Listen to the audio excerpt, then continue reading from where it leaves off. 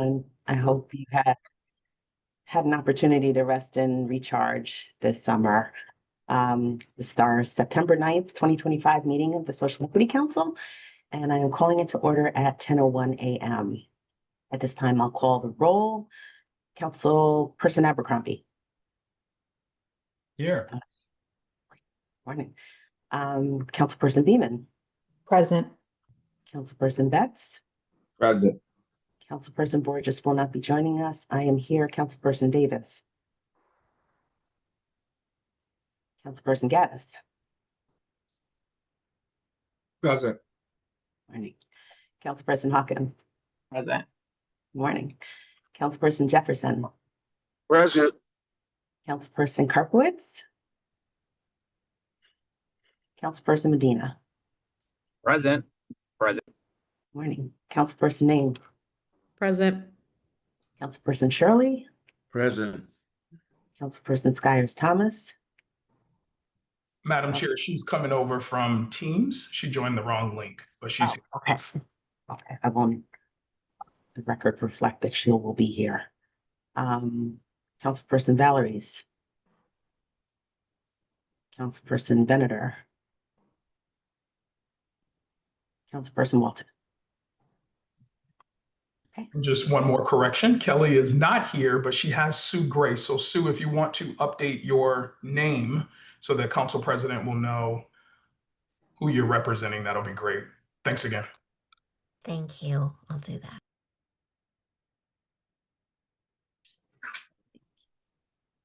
So our first order of business is the approval of the June 3rd, 2025 regular meeting minutes. I can have a motion. So moved.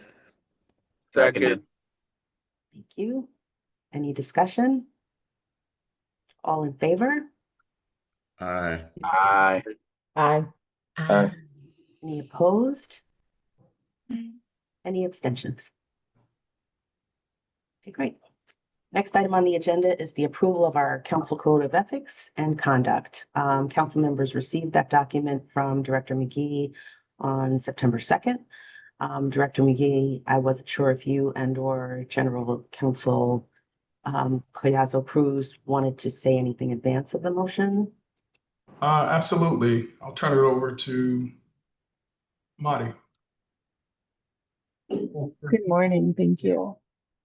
As Chairwoman Comer mentioned, it was circulated via email for your review ahead of time of the vote. It is a code of ethics and conduct required under CGS 21A-420D subsection R that was passed through Public Act 25-137, and it just requires the council by October 1st of this year to implement a code of conduct, ethics and conduct. So it's really meant to serve as a framework to guide appointees and staff's conduct, to ensure we act with integrity, ensure inclusive participation, and basically that we carry ourselves in a way that furthers the council's mission. I think you're on mute, Madam Chair. Thank you. We got to do it at least once during our meeting. I was trying to mute because I keep getting these dings. So with that, if I could have a motion. So moved. Seconded. Okay, great. Any discussion? I just have one quick question, Madam Chair. In the document around the, let me just pull it up right now. I believe it was a section around the engagement during application process, where council members are prohibited from discussing applications with cannabis applicants in anticipation of and during the lottery application phase. Should that be for the full application process or only the lottery application phase? That would be section J of number 2. Part of our workforce development function entails providing assistance once they're in the actual application phase to make sure they complete those documents accurately. So we wanted to just limit it to the lottery phase. But if there are concerns around that, we can modify the language. Nope, that makes sense to me. Thank you. Any other questions? Hearing none. All in favor? Aye. Aye. Aye. Aye. Any opposed? Any abstentions? Great. Next item on the agenda is the approval of the TAL Youth Justice Contract. As this body knows, we will be executing contracts with grant managers and community-based organizations, and that work is going to require reporting to collect metrics and inform future programming. Director McGee and team developed reporting metrics the grant managers will use to collect demographic, programmatic, and fiscal data. And this process will ensure fidelity in that data collection. TAO has been selected to facilitate onboarding and training for the grant managers. The substance of the work they will do was also shared with this council on September 2nd. But Director McGee, if you wanted to provide any additional context, it is yours. I think you did an outstanding job, Madam Chair. I'm all set. Groovy. With that, may I have a motion? So move. Second. Any discussion? Hearing, seeing none. All in favor? Aye. Aye. Aye. Any opposed? Any abstentions? Okay, moving right along. Our next agenda item is updates from the council, from the Social Equity Council. So, Director McGee, back to you. Thank you, Madam Chair. Again, good morning. Caesar, if you can go ahead and pull up the presentation, greatly appreciate it. While we're doing that, again, good morning, council members, staff, community partners. Thank you all for joining today's meeting of the Social Equity Council. I truly trust each of you had an enjoyable summer, and I appreciate each of your readiness as we enter the final quarter of the year. Next slide. You can go all the way. Yep, there you go. As always, before we jump into the financial summary, I want to remind us of our mission. The Social Equity Council, as we all know, was established to promote equitable economic prosperity, to reinvest in communities most harmed by the war on drugs, and to ensure that individuals historically excluded from opportunity now have access to it. So every vote you all have cast, every program that you are in support of, please know that we advance all of the efforts and must remain anchored in our mission. As you can see, our financial summary in August of 2025, the council's spending or expenditures totaled $156,027.53. This includes all personnel, salary, fringes, other expenses, as you can see on the screen there. We continue to advance in our 3-year, $36 million community reinvestment commitment, of which we all just finished talking about with respect to TAO Foundation and the work that's happening around the RFP. Again, within that 36 million, that's 12 million per year. Super excited about the opportunity to touch 10 specific communities throughout the state of Connecticut or regions. In addition, our loan program has dispersed 1.68 million year to date. And I am extremely proud to announce that we've received about $49,013.28 in interest on our loans. The program is currently, in its first 12 months, right? And so that's first 12 months of interest only payments with principal and interest scheduled to begin in year 2. So despite, a lot of the narrative that some of our funds or resources being allocated to, social equity entrepreneurs and others, these folks are making good on the promises that they've made and that they return funds back to the state. So I'm super excited about that. We continue to work with our financial committee and other members of the loan advisory committee to really shore up our loan program. I'll pause there for a second. Should any counselors have any questions regarding expenditures, et cetera, I'd be happy to entertain.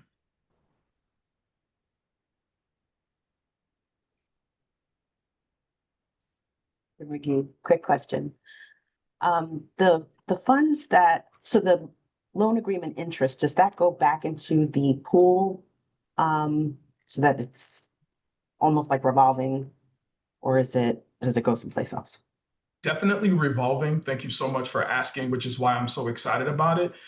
It's an opportunity for many of our social equity entrepreneurs to come back to the well, if you would, if I can describe it that way, to continue to support their business. The other thing, and I'm reminded that some work is committee work and not necessarily the council writ large, but I do want to share this. The council, alongside the finance committee, we're looking into other ways to sustain the revolving loan fund.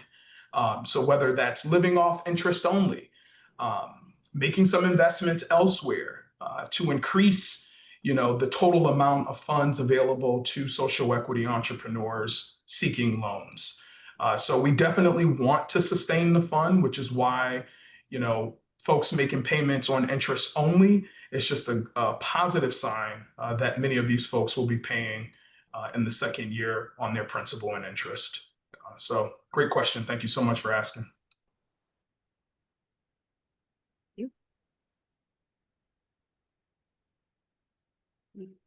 I don't know if we have any other questions. Nope. Hands. If I can just find my notes. All right, so moving right along. We'll move into the next slide. Reimagine, Revitalize program, better known as R2. You all know that turning the R2 Community Reinvestment Program has been a task in and of itself, but the notice of funding opportunity for qualified grant managers closed, or the RFP, closed on September 3rd. I am pleased to report that we received 28 proposals covering all 10 of our priority regions, as you can see listed there. This process is designed to select grant managers who will administer a 3-year funding initiative aligned with the council's program priorities. That is economic development, reentry initiatives, and youth initiatives. Super excited about what's happening there. Our next steps in that process is that the evaluation committee will review each proposal based on the established criteria and make a recommendation to myself for final selection, and then we will share with the council for final approval. Any questions there?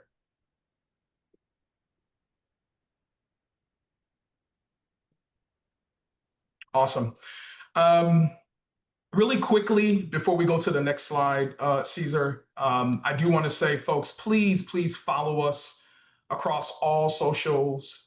We are active, we are alive, and it feels good to be back in the social media space. So if you're a LinkedIn person, by all means, please follow us there. If you like a little bit more of an informal vibe, please join us on Instagram and Facebook. But we're there. And we, of all people, the leaders of this organization, we should be abreast as to what's taking place on social media. Next slide. So here you have just a quick, I don't know if it's a little blurry on your end. It wasn't blurry when we looked at it, but I'll quickly run through it. It's a lot of words, but I did want to provide you all with an update on all of our outreach and strategic communications with our vendor, Miranda Creative. So really quickly, I'm not going to read it verbatim, but since we last met, we've done a lot of work, you all, around communications regarding the RFP and other major priorities in streamlining our communications. These efforts include, fully reorganizing our website, preparing our website for a newly redesign, but furthermore, providing updates around all of our programs. So I really, really encourage you all to go to our website. You'll see some things are changing. We're updating some things, but every day we're making tweaks to the website to better articulate the progress, effectively articulate the eligibility requirements of all of our programs, but most importantly, making sure we engage with all stakeholders. And I think that's it. I don't want to go too deep in that, but I do want to pause though for some of the council members who may have questions or just clarity on anything. And again, I'm not looking at the hands, so Caesar, if you can just be on the lookout. I don't see any, Director McGee. Awesome. All right. Just two more. Workforce and educational opportunities. On workforce, you all, we continue to align with the governor's workforce strategies plan while creating targeted platforms for justice-impacted individuals. Those folks who might be interested in joining the adult use cannabis industry and those who may not. The Social Equity Council, we are in position to create opportunities for these individuals. I've said this quite a bit. Our approach is not simply we build, they come. Rather, it's we align scalable efforts with existing partners who are already achieving results. And we recruit talent, through those established networks. So this ensures sustainability while positioning our programs within the broader workforce ecosystem. Next slide. And final slide. We've been talking about the 2025 Council Market Outlook Working Group. Finally, I want to highlight it for the world to actually see all of the great work that's happening here at the SEC. But in particular, the Council Market Outlook Working Group will hold its kickoff session on September 24th. This working group includes leaders from business, government, and community sectors. Its charge is really simple. It's to explore and develop recommendations on some very key areas: strengthening marketplace equity, improving municipal relations, identifying sustainable cultivation sites, ensuring equitable business models, and collaborating with youth service organizations to develop responsible cannabis messaging. Subcommittees have been formed in these areas of marketplace, municipal relations, and youth champions, each chaired by respected leaders such as Chris of CBIA, Mayor Arunin of Hartford. I can't forget my good friend, Mayor Servani of Wallingford, and community activists like Eddie Brown of Hartford Communities That Care, and John Torres of Caribe of Bridgeport. This cross-sector collaboration positions us to make thoughtful, equitable policy recommendations that will shape the future of the industry in Connecticut. And I'd be remiss, I did not call Nicole Burns, who is also the executive director of the Connecticut Cannabis Chamber, who will also co-chair the Marketplace Subcommittee. In closing, this agenda, you all, before us today represents crazy progress. I know one might say, that's inappropriate branding. What about meaningful? Sure, I'm saying crazy progress because we've made just that. Strengthening accountability through our partnership with organizations like TAO, Youth Justice Institute, setting a high standard with our code of ethics, and advancing reinvestment, workforce, and marketplace strategies. The council, as you all know, is tasked with a transformative message. And we are investing not only dollars, but also trust and responsibility in communities most harmed by the war on drugs. So each decision we make today and any other day is an opportunity to demonstrate our commitment to equity, opportunity, and accountability. With that, I'll turn it back over to you, Madam Chair. Thank you, Director McGee. Final opportunity for any questions, comments, concerns. All righty. Is there anything for the good of the order? Seeing, hearing none. Counselor Gaddis. Madam Chairwoman, my favorite part, I move to adjourn. May I have a second? Second. Second, Corey Betts. Thank you all so much. Have a lovely rest of your day. You. Thank you. Thank you.